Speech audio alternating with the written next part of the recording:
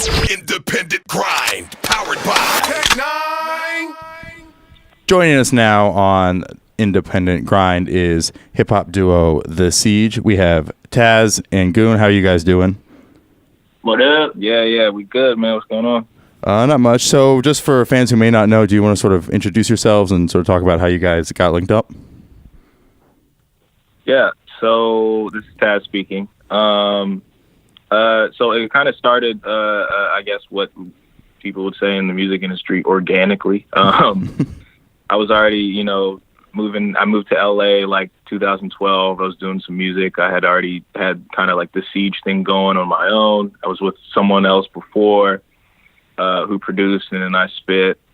And he kind of left the group, and I had some tracks I had already in my repertoire that I wanted built out a little more. And I remember I met through mutual friends, Riley. He had already lived in California. So I kind of went to him looking for him to just kind of build out the tracks that I had going on. And so, I mean, it ended up going so well, and the chemistry was like so dope that I was just like, let's just do this. Let's just make a group. So. Riley, for you, what was that like sort of coming into something that already had like kind of a vision that wasn't necessarily your own, and like sort of just coming into that experience working? So you really weren't starting from scratch because you already had some stuff built out, but you obviously had to bring your own spin on it. Yeah, it's kind of, I've always considered myself a producer, and I think one of the things I like doing the most, and I think I'm maybe best at, is taking an idea and kind of turning it into something that's a fully fleshed out idea. And so and also me and Taz just have the same, anything that I was like, maybe I would do something kind of weird, and still to this day, I mean, we've been making music for a long time, and I'll make a really weird beat that I'm like, I don't know if this is maybe like a little too weird, and Taz will be like, no, this is the best stuff you've made. So we from the beginning kind of liked all of the same things and kind of had the same influences, so it just kind of clicked, and it was really easy. And that's why I think we did 3 songs. Like 2 of them were one ideas that you really already kind of had fleshed out, and then one of them we kind of did together. And then after those 3, he was like, yo, you should just be a part of the Seige. And so here we are a couple years, 2 years later? Yeah, roughly. Yeah. Was there a specific moment you knew like, oh, this is good? Because I imagine like, you finish up the stuff that had already been kind of sketched out, and then you move into some new material. There's still that sort of feeling each other out period. So was there a specific moment you guys remember being like, oh shit, we got something here?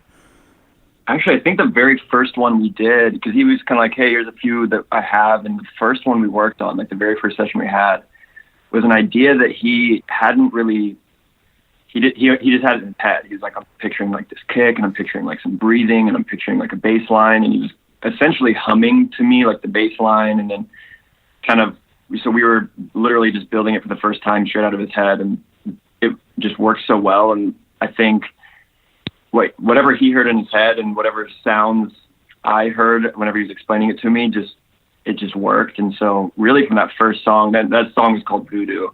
It's off of our first release together, Act 1, Wasteland is what the release is called. And those first 3 songs, it's a 3-song EP, and those are the first 3 songs that we ever did together. But that very first one, I knew right away that we definitely had the chemistry to do something special. Mm-hmm. Has your process changed a lot? I guess like what's your process now versus then? Yeah, our process has changed a lot. It kind of in our workflow got to a point to where, I didn't have to hum anymore. He kind of knows what to do, and we kind of trust each other. So now it's full on, Goon handles the beats, he handles all the production, and I do all the writing and vocal stuff. And like I said, we kind of trust each other's roles. We know where each other is going to go. We can kind of play off of each other when it comes to making songs. So it's transformed quite a lot, but still kind of it's the same kind of process in a way. It's just very collaborative also. Yeah, I remember seeing that ability to play off of each other in those the live from the living room videos you guys did with like the freestyles and the beats. How is that different from the music you make studio wise? I think those were fun to do because it was like we tried to do like one a week, and so we didn't have a lot of time to write and practice and record them. So they were short, which was nice, but I think our actual music that we release is usually much more high energy, in your face, aggressive. And those were kind of fun because it was a chance to show a little bit more of like a chill side, and that we can kind of, like sit down and I can play some keys and he can kind of like, just kind of softly like rap over them and sing a little bit. And so it was fun to just kind of spread our wings and like try some different things outside of our normal songwriting comfort zone. Yeah, so we can do a little something for the ladies too. You know what I'm saying? Do it all. Yeah, you mentioned your stuff is like real high energy, and I'm curious like how you get pumped up for a studio session, because I imagine like it can't be easy, like if you're tired or whatever, like not feeling up to it, but like you have to bring that energy for your kind of music. Like how do you guys get ready for a studio session? There's one thing I always ask Taz, I think, before we track vocals is, I'm like, are you sure you're ready today? You know what I mean? Because one thing we always think about is like, when you record this, that's the version that everyone's going to hear for the rest of our lives, So it's like, however that performance is solid, it's permanent. So, and yeah, it's high energy. So it's like, if Chaz isn't feeling like, he's got a full tank, then, and I don't think there's ever been a time he's like, no, I'm not ready today. Like we're always ready to go, but yeah, it's important too. Chaz, what do you do to get? Well, I jump around, a lot and bang my head against the wall, and then I make sure that blood is coming from my nose, and then we're good to go. There has to be blood. There absolutely has to be blood. Yeah. Are you guys paying for the cleaning of the studio after that, or is that just you don't even worry about it? No, we just leave it. Yeah, we just leave it there. Man. Becomes a part of the studio's pretty red. It's pretty red. I think it's cool getting to talk to both of you at once, just to be able to hear both sides of things. So I'm curious. I want to give both of you a chance to sort of be like, to talk nice about the other person, say like what stands out to you about the other member of Seige. Go ahead, Taz. I'm interested. Yeah, I guess I'll start. Well, I mean, there's a lot of things I admire about Goon. I think, first and foremost, like, he's my brother. Like, at the end of the day, like, we're brothers for sure. So I admire just his work ethic more than anything. It's, he's younger than me, but I kind of look up to him in that way. I know myself. I know I'm very lazy, and if I let myself, I won't do, excuse my language, shit all day. So, I can always rest assured that he's working on something, and I can use that as inspiration to kind of get me going. And I also really, really admire his taste in anything, whether it's fashion or music or art or food or anything. I can always kind of look at him and know that I can take something away and kind of add it to my own set of things that I think are cool and enjoy. So I think, taste, work ethic, and just all around creativity is kind of cool. Yeah, I'm going to kind of echo that. I think like, since we started working together, we have a lot of similarities, but personality-wise, we have a lot of differences, and I think that makes a really good like yin-yang situation between us. And I definitely think, I was going to say the same thing actually. I think since we started working together, I don't know, I'm a pretty inherently lazy person, and I have to really like make my, it takes a lot of effort to like not be that person, and so I think we kind of feed that off of each other. It's like I hear him working, and I'm like, oh, I gotta work on some new stuff, and he'll read a book that really inspired him, and then like I read it. We've read a lot of the same books for that reason. We're always sharing that knowledge. Like if one of us learns something, we're always trying to share that. So, there's music. I mean, I honestly, like, of course I'm gonna be biased, but I really think Taz is one of the best rappers around, and I think in the future that'll be a little bit more obvious to the rest of the world. But it's so on the music front, that's clear to me. But then, like he said, with fashion, with books, with his spirituality, he's a much more spiritual person than me. All that stuff rubs off on me in a very positive way, and so I think it's just kind of this like loop of we're kind of feeding each other inspiration in all these areas of our lives, and it's a healthy loop. Oh, thanks, man.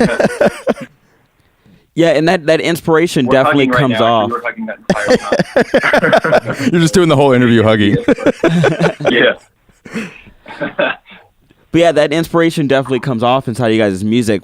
It's a really great message that you guys put through in each of your songs. Can you tell us a little bit about that, about what you're trying to portray to all your fans? Yeah, I think we, for the most part, just want to have a message of empowerment and kind of inspiration. And it's like, I think, as I make the beats and Taz raps, and so it's like if I can make a soundtrack that makes people want to wake up in the morning and like just conquer the day and get stuff done and become whoever they want to be and kind of break out of the matrix of their mind and stop listening to the limitations that the world puts on them. If I can give them that soundtrack that makes them, like a lot of our music ends up on workout playlists and stuff, and that is a pretty big compliment to me because that means that it's motivating. And so if I can kind of create that tone and that sound, and then Taz can go on and throw the lyrics on that specifically talk about those things, motivation and inspiration and just kind of like conquering all, then I think in general, I mean, we have different songs about different things, but I think our general vibe as a group is that I think motivation and empowerment and again, like breaking out of the, what the world tells you can and can't do and just deciding like, no, I can do whatever I decide I want to do. I can become whoever I want to be. And we get emails and stuff. Sometimes, it's great to get feedback from people that hear that message and they tell us that our music really inspires them to be better in their career or with their weight loss goals or whatever, the relationships. And it's like getting that feedback from people is by far the most, fulfilling part of this. And it's what it's all about. I mean, it's kind of cliche to say, but it really is like, it's what we do this for. Absolutely. I'm wondering if there's any story in particular, like maybe a fan reaching out or something that really jumped out at you. I have a terrible memory, so I'm going to try my best to kind of remember. And not to sound full of myself or ourselves, but we get quite a bit. Mm-hmm. But That's great.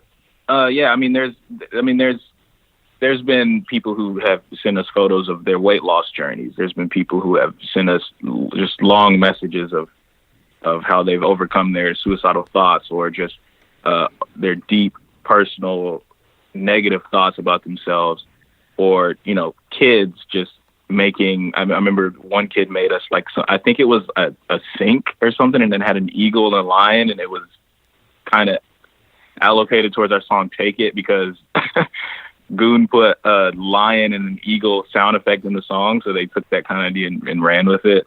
One that I always think about. Sorry to cut you off. No, go ahead. One I always think about was I think probably a year and a half ago, and I forget her name. I don't know if she would even want me to say it, but she was a young entrepreneur, and her brother had a business together, like kind of a startup they're running, and they had actually used one of our songs as for like a commercial that they made, like a promo for their product. I still to this day don't even know what the product was, but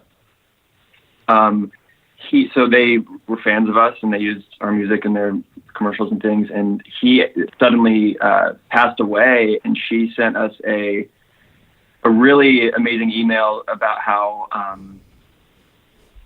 it's tough, one, losing your brother, of course, and then also now having to take on all of his responsibilities at the business. And so not only is she mourning his death, but now she's got double the workload, and how anytime she puts on like our music, it helps her put her head into the books and buckle down and just work harder. And so that is like, I mean, that's the kind of stuff that, like is like I said before, that's what it's all about for us. If we can impact somebody in that way, then, it's worth all the time and effort put in to get those songs out. Yeah, that's awesome. I mean, you mentioned the placements, and I've seen that you have one in like FIFA. The Cavaliers use your video. I'm curious for you guys as artists, like how you go about landing those and what that kind of lane opens up for you as an artist, because I feel like so often like that's such an underutilized aspect of that artists that like don't really pay attention to, but it can be so beneficial. So like, what does that do for you, an artist, and how do you go about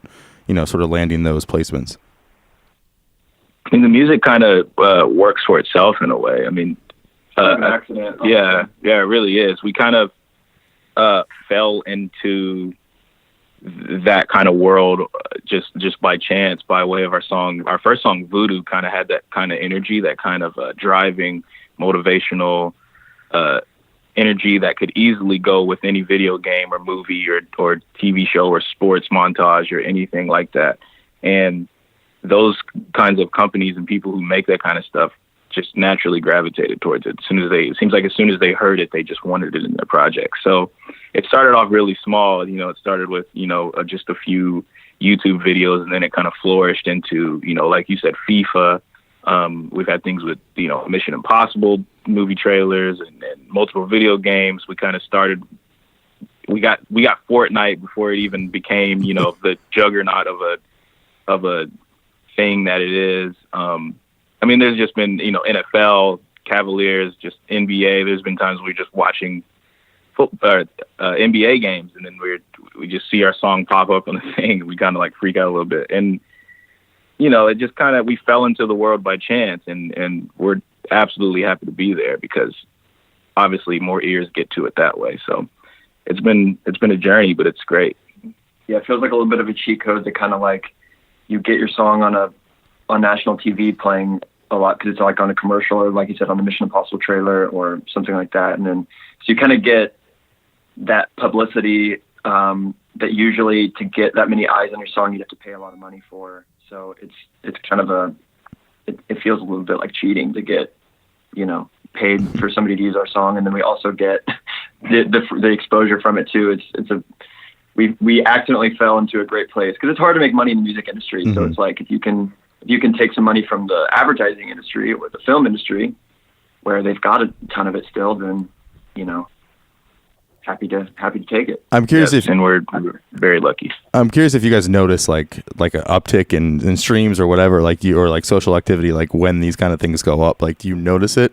Is it like a tangible, palpable difference to you? Yeah. There's definitely been times you never know either, because like with the Fortnite thing, it was one of the very first Fortnite trailers before the game even came out. And we thought it was a game that was like, I didn't think it was a free game, it was like the graphics didn't look good. So we thought it was going to be nothing. And we just assumed we were like, oh, okay, cool. And then, now it ended up becoming like one of the biggest games ever.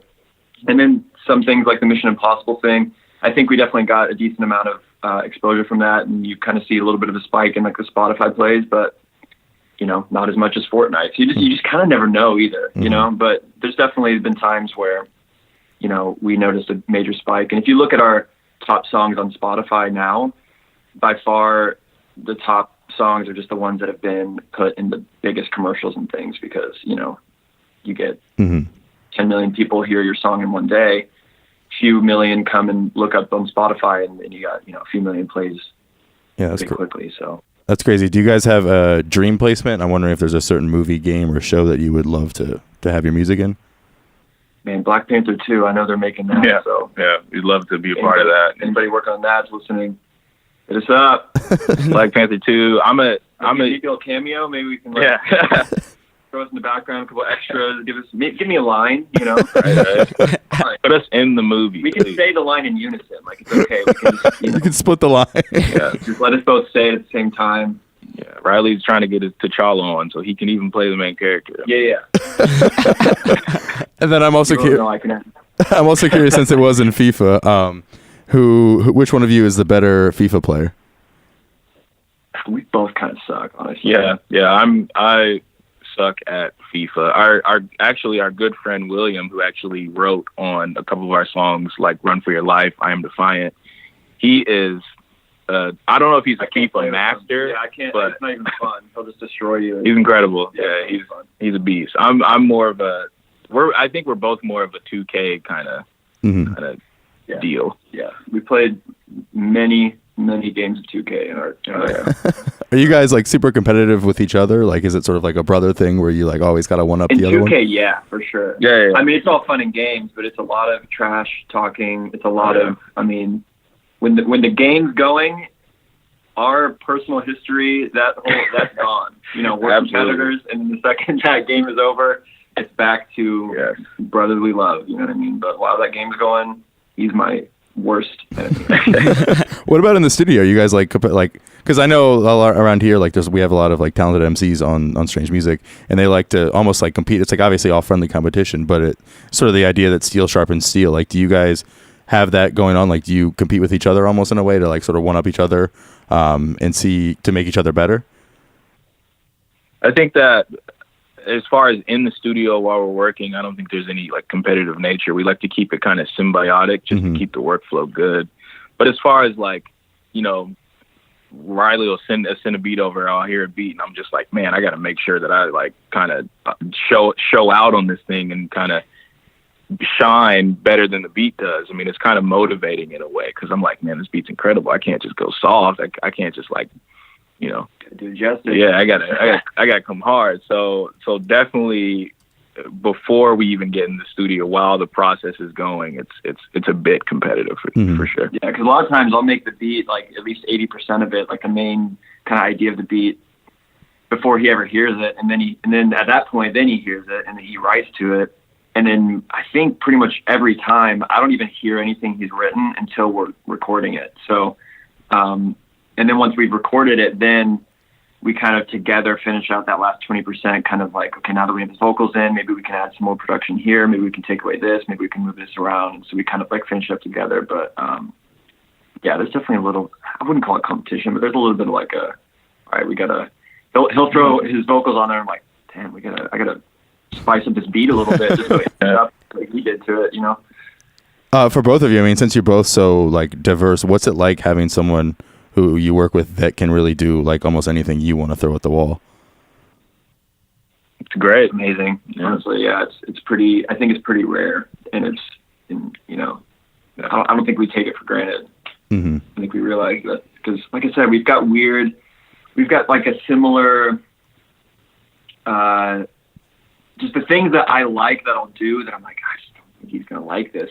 He almost always does. And I think vice versa. So it's like, as our creative, you know, like as my style changes a little bit and as his style changes a little bit, they're kind of changing together in parallel rather than in opposite directions. So that's just, you know, a part of, I think, the chemistry we've built. And I think also just a little bit of luck that we have similar creative brains and we found each other and started working together. It's just a little bit of luck involved. Yeah, definitely. We definitely clicked pretty hard, especially while writing our new double EP that's out right now, Duality. You know, you can hear it. I mean, you can hear the symbiosis that's there. I mean, it's great. It's really great. Yeah, I always love hip hop producer like duos. Like it's always like that. You're right, that chemistry you can really hear. I'm thinking like Run the Jewels, Drake and 40, Prime, Merce Ninth Wonder. There's like, you know, the list goes on. So speaking to you guys who are a duo, like what is it about that dynamic that makes for some like really special music? I mean, I think it's just the fact that you kind of, I know like if you're just an artist and you don't really have a producer kind of like in your group, you're kind of searching all the time for the right beats that kind of fit you and kind of fit what you're going for and all that kind of stuff, versus it's not really like collaborative, I should say. It's so much better when you can kind of sit down with someone and get on the same page creatively and also create something catered to you, and you can kind of tweak it as you go. You know what I'm saying? It's 10 times better when you can have a producer artist relationship when it comes to like a group, you know? Yeah. Awesome. Well, before we let you get out of here, I want to give you guys a chance to, you know, sort of talk about what you got going on. I know you just dropped Duality. If you want to talk about that a little bit, like what have you guys got going on? Where can fans find out what you got going on? That kind of thing. Yeah, we just dropped Duality. It's our first release that's more than 3 songs. It's 10 songs, 12 tracks, including like the intro and stuff. And it's we're really proud of it. It's kind of, like I said before, we've got this kind of yin yang thing going on, just with our whole, just our personalities and our creative, you know, just the way we work and just who we are as people.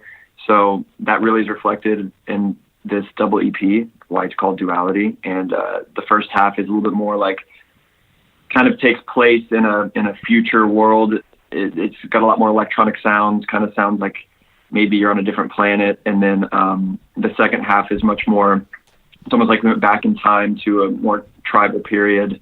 And so I think the whole double EP kind of sums up who we are and our sound and the harmony we have with this yin yang thing. And yeah, I think it's a good project. There's definitely some bops on there. I think people like it. Check it out. Definitely a few bops. There's more than a few bops, and you can definitely find that and us on Spotify. Just type in the Seige, Seige, spelled wrong on purpose. I before E, except after Siege. Yes, indeed. You can find us on Instagram at the Seige Music, Twitter at the Seige Music, YouTube. Just type in the Seige or youtube.com/the Seige. We put out a music video for one of our songs, Backup, that's on the EP, the double EP. And we're working on another one for the next song. So if people are following us on Instagram or YouTube or wherever, they'll see that music video soon. So stay tuned. I think it'll be a really good video. We're really excited about it.